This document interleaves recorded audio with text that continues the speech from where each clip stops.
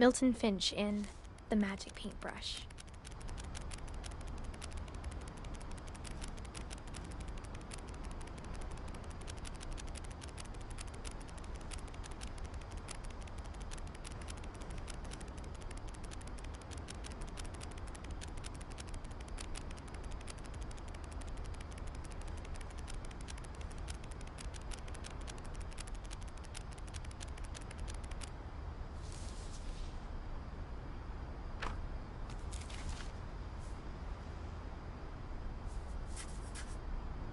I was 4 when Milton disappeared.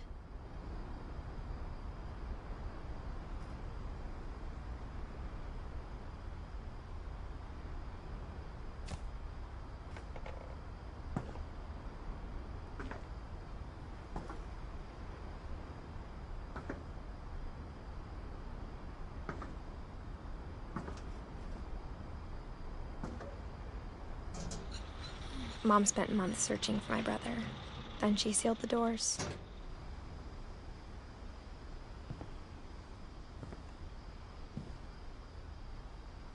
Whatever Milton had found in the house, Mom didn't want it getting out.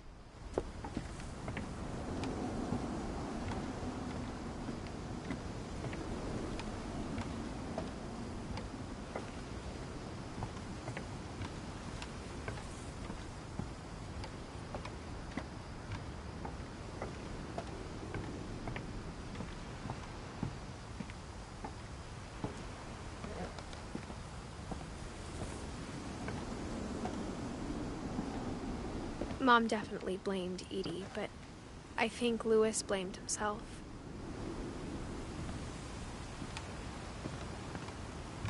After he graduated, he just spent more and more time in his room, until Mom got him a job at the cannery.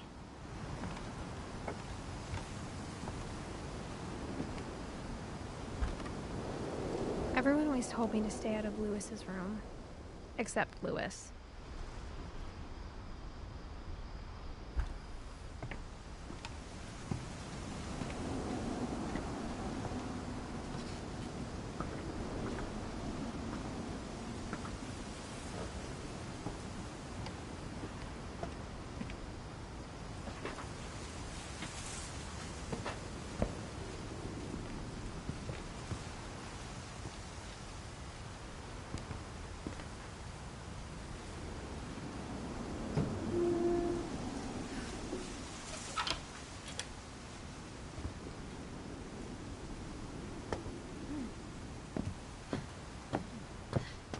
Louis's room smelled very, very familiar.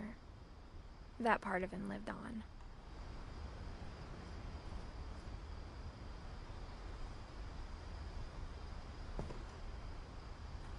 He was so proud of being Indian. I think for him, it was a way to be something other than just a Finch.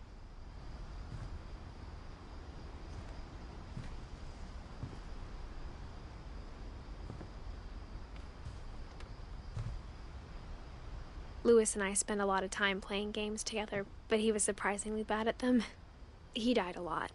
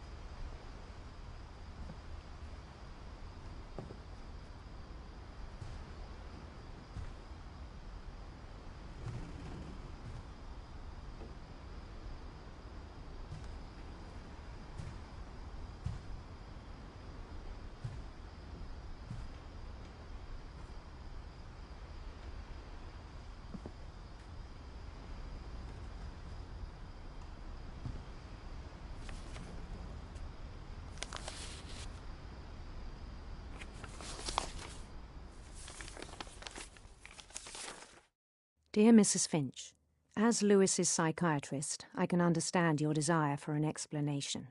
As I see it, the trouble began in January, shortly after we convinced your son to seek treatment for substance abuse.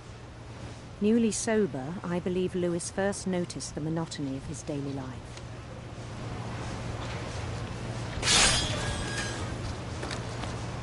He kept working at the cannery, but he withdrew part of himself. In our sessions, I saw the same behavior. His mind began to wander. I asked him to describe it. He said he started small.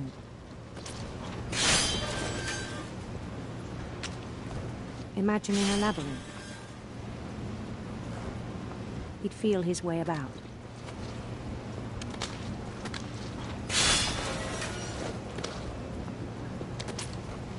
Then something moved. Bats. And toads. And things that have not names. He knew it was all in his head.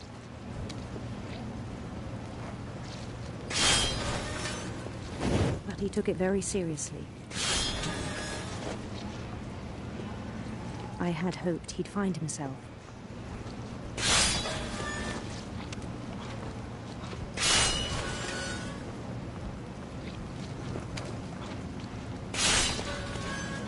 But he found something more. I worried about him then.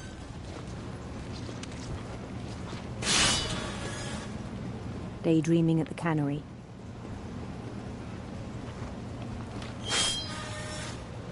I spoke with his boss. But he said Lewis had become a model employee. Methodical, tireless, focused. Like a whole new Lewis. So I let him go on.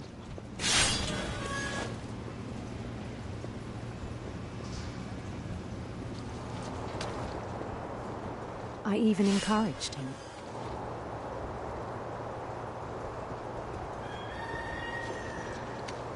It seemed very promising at first. He told me he'd made a new friend.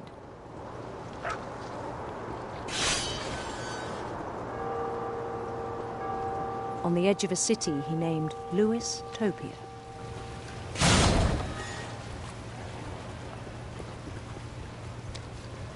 He built the city up slowly, brick by brick. Then he made musicians.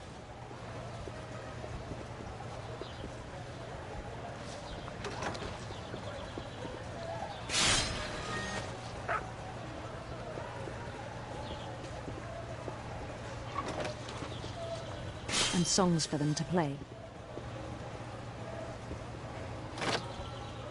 He talked about starting a band.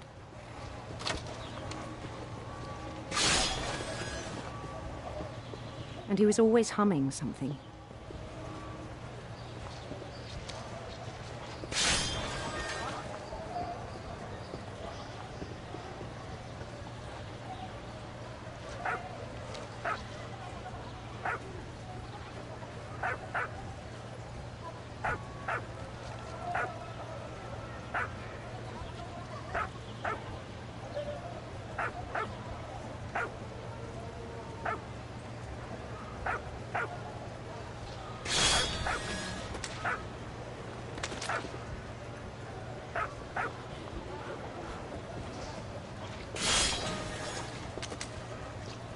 Every day his imagination grew stronger.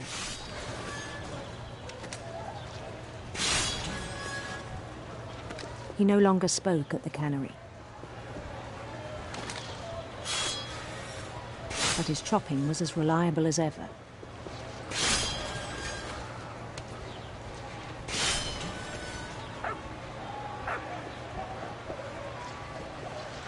Then one day it struck him that all the cheering crowds, even the stones under his feet, were all in his imagination.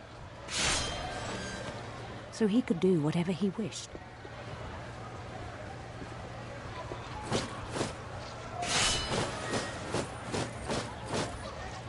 He held an election for mayor. And he won. They begged him to stay. but his mind was already wandering. It became a game for him.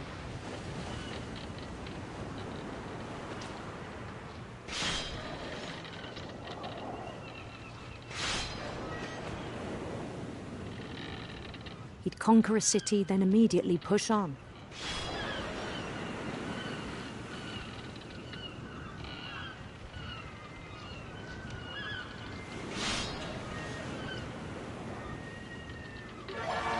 New Louisville.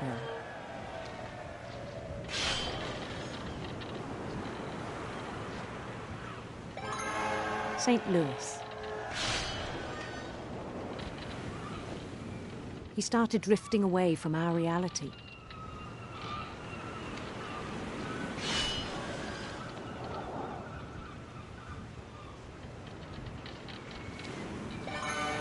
Minneapolis. Until one day he forgot to go home from the cannery. Even as his mother pleaded with him, part of Louis kept sailing on.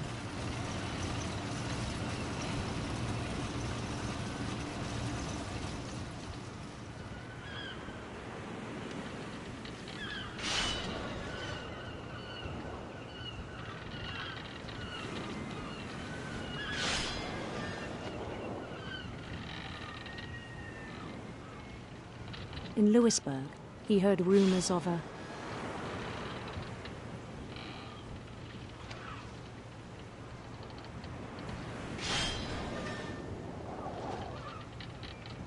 handsome queen.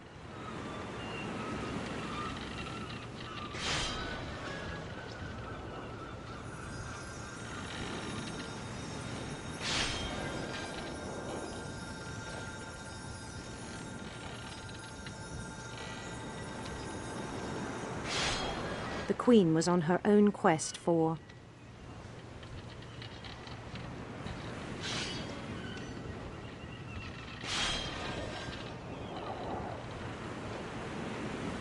radiant rainbows.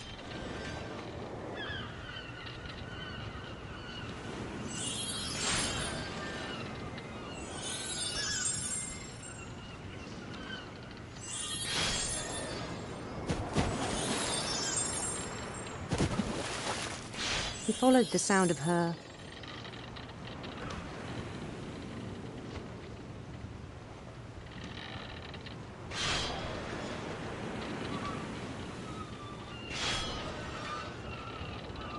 silver harp.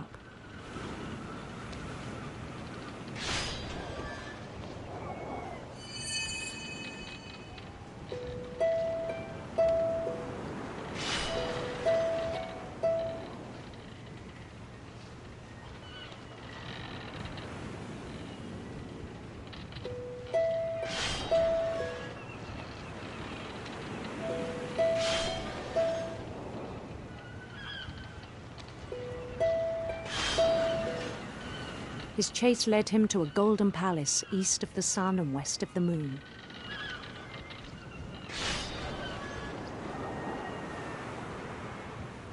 Even then, his logic remained sound.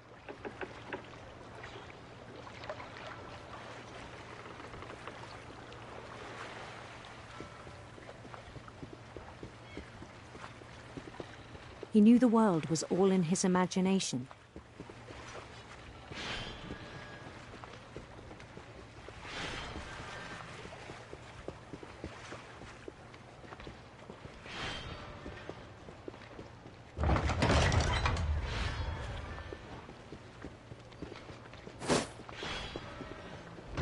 But he was so proud of having created it.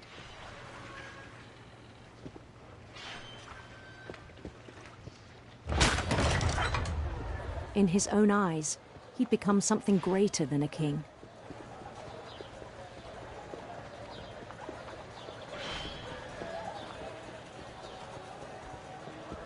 For someone who'd never known success in the real world, I think it was overwhelming. And then it struck him that the real Louis was not the one chopping salmon, but the one climbing the steps of a golden palace.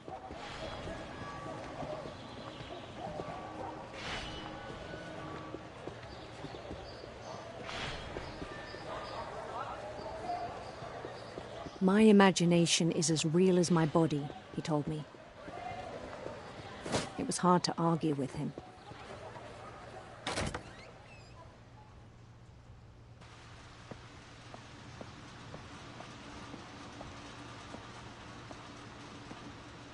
He began to forget the world we know.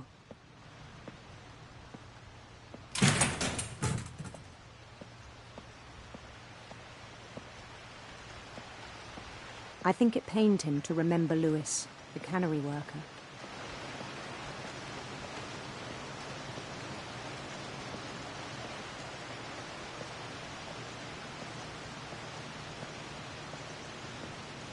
He began to despise the man with a royal contempt.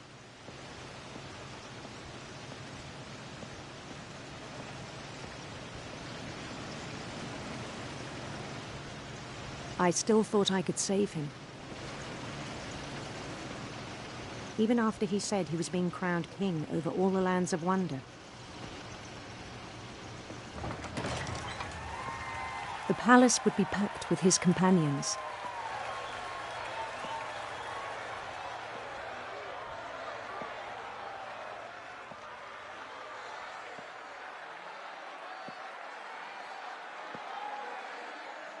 Including the wise Calico who'd insisted on advising him.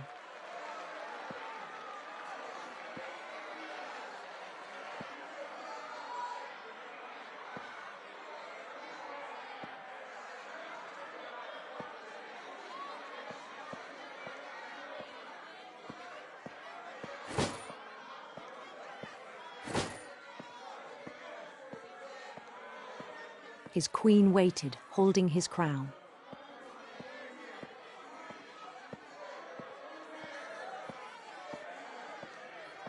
There was only one thing left to do.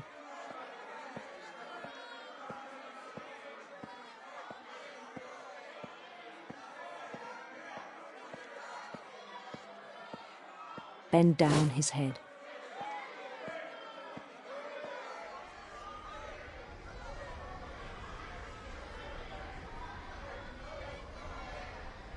And the rest I think you know. Mrs. Finch, your son was a kind man who will be missed by all of us who knew him.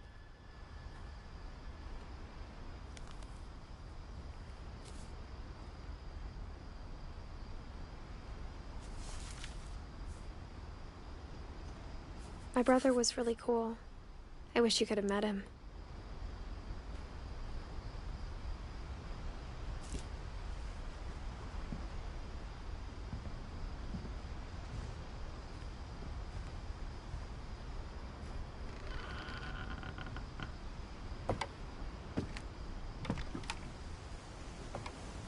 On the way back from Lewis's funeral, my mom told me to start packing. She waited until the day before we left to tell Edie.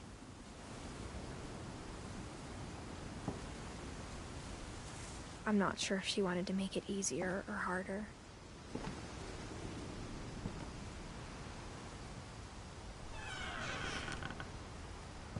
I wish we'd stayed.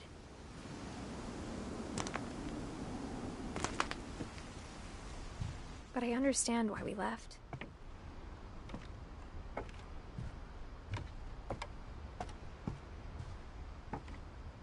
My mom ended up leaving everything behind.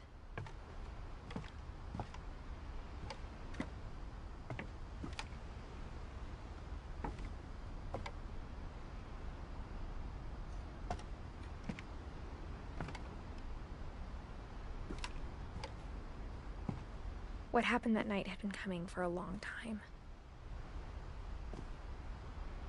Maybe it should have come sooner.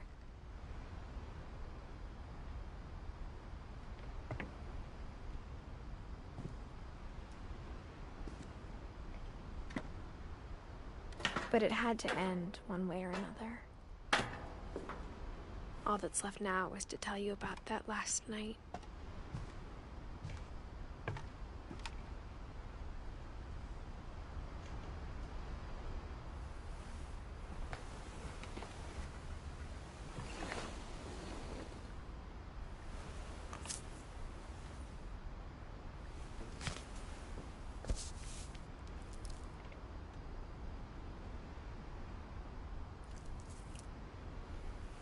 That whole last day, Edie just watched us pack and didn't say a word.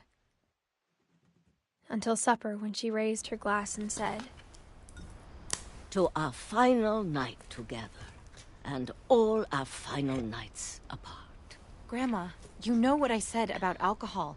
Some of your medications are very Edith, specific. I left a present for you in the hallway. Why don't you go open it? The grown-ups have to argue now. I'm sorry, you're right. We're all leaving tomorrow. Let's just enjoy our last... I'm not leaving. Edith, you're excused.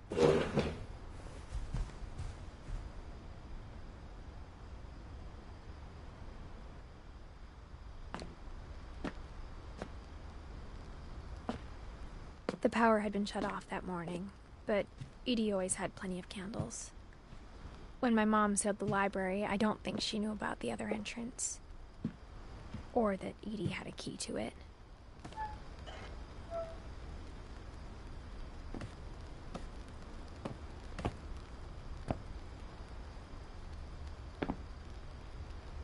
That thing you're afraid of isn't going to end when you leave the house.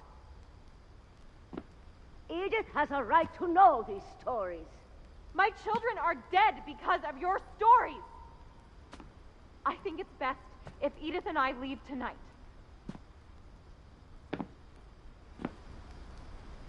We'll have the nursing home send a van for you in the morning, okay?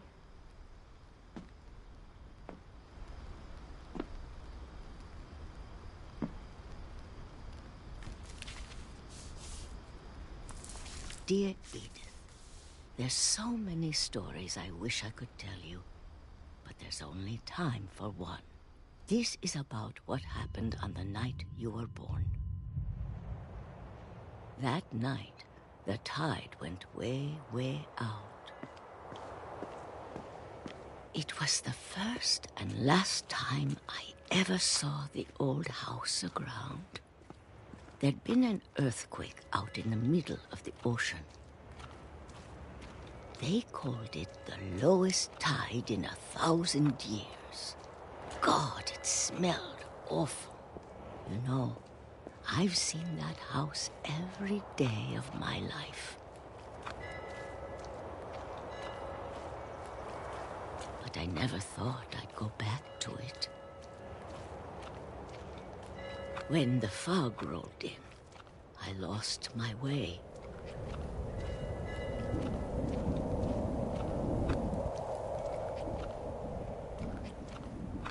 I got turned around.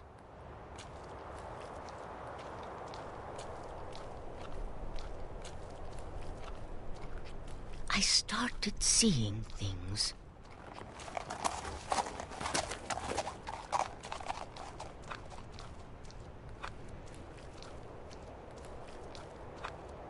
Things I'd forgotten had ever existed.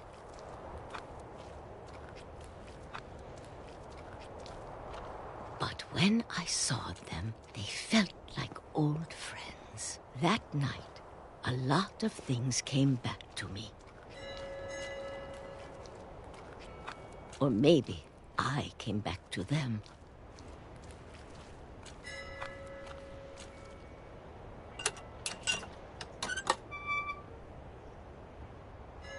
Things I can't explain, but that I need you to try and... Edith, what are you doing in here? It's mine! Edith! Mom, you're gonna rip it! Let go! I kicked and screamed, but Mom dragged me to the car.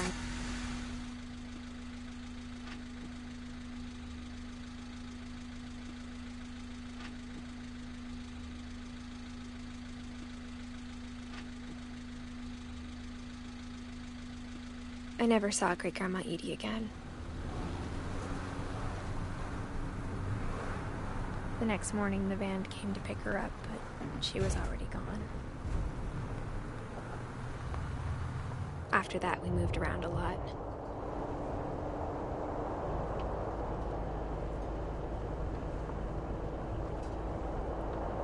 We both tried to make the best of it.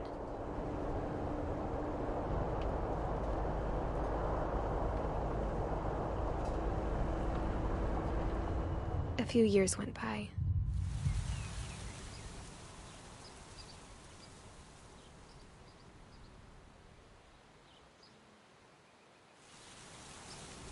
My mom didn't like to talk about it. But she started getting sick a lot. The rest happened pretty quickly.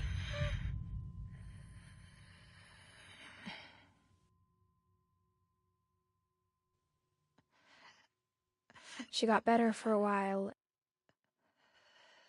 and then she didn't. And then I was alone. The last Finch left alive.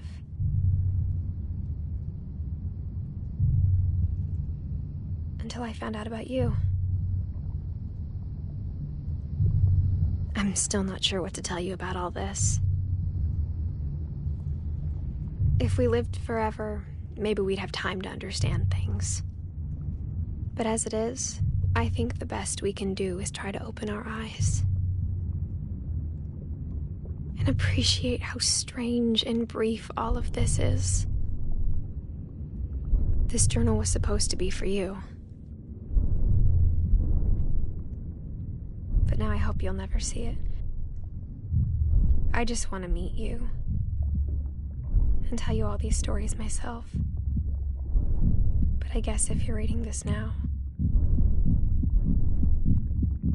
things didn't work out that way.